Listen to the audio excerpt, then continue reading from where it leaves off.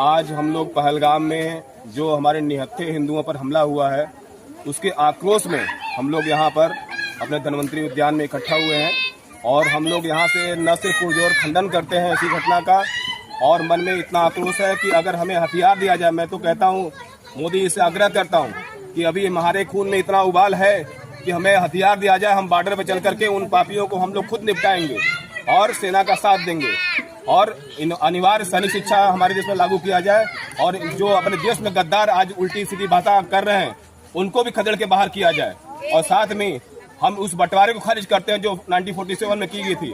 इन्होंने शिमला समझौता खारिज किया, हम बंटवारे को खारिज करते हैं। जिन्हें यहाँ नहीं रहना है, डर लगता है, भय लगता है या ज्यादा वो है, अपने देश वापस जाए, ठीक है।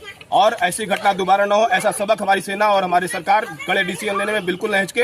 अगर 1 लाख लोग हमारे फिर शहीद हो गए तो हम पूरे पाकिस्तान को मिटा देंगे, ऐसी क्षमता हम रखते हैं।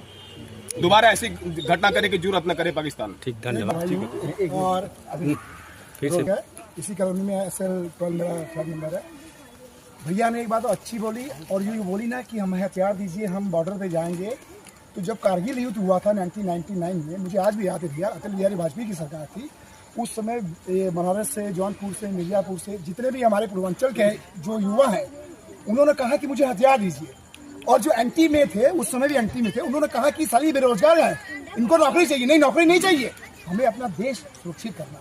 उस समय भी ये खून में जज्बा था कि हमें हथियार दीजिए, हम बॉर्डर पे जाके लड़ेंगे। उस समय भी ये कहा गया था कि बेरोजगार है, इनको नौकरी चाहिए, इसलिए सेना में भर्ती होना चाहता। हमें कोई वेतन नहीं चाहिए, कोई बात नहीं, हमें कोई वेतन नहीं चाहिए, हमें कोई सैलरी नहीं चाहिए। हम देश के लड़ने मरने मिलने के तैयार हैं और हम ही नहीं, हमारी बहनें में भी लड़ सकती हैं। हम वो जज्बा हमारे देश में, झांसी की रानी है, झांसी की रानी है, ये लड़ सकती है, भाई है हमारे यहाँ। हाँ, आप छूट दीजिए हम लोगों को। और सेना तो हमारी पर्याप्त है उनका बैंड बजाने के लिए। और कुछ दिनों हम लोग को उम्मीद है कि बेहतर अच्छी खबर मिलेगी हमें तरह से और मिलनी शुरू हो गई है।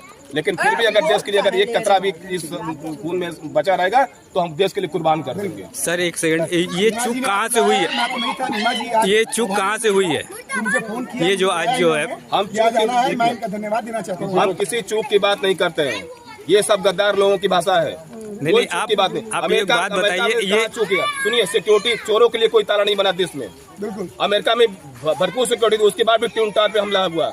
इजराइल इतना बड़ा सिक्योरिटी वाले जहाँ इतनी बड़ी मोसाद उनका संगठन है, उसके बाद भी वहाँ पे हमला किया गया। हम जब पार्टी मना रहे हो आप घुस के हमला कर दो, ये तो कायरो वाला हरकत है। अगर दम है तुम्हारे तो सामने से लड़के आओ, बोलो कि हम हमला करने आ रहे हैं, फिर तुम्हें जवाब दिया जा होता है।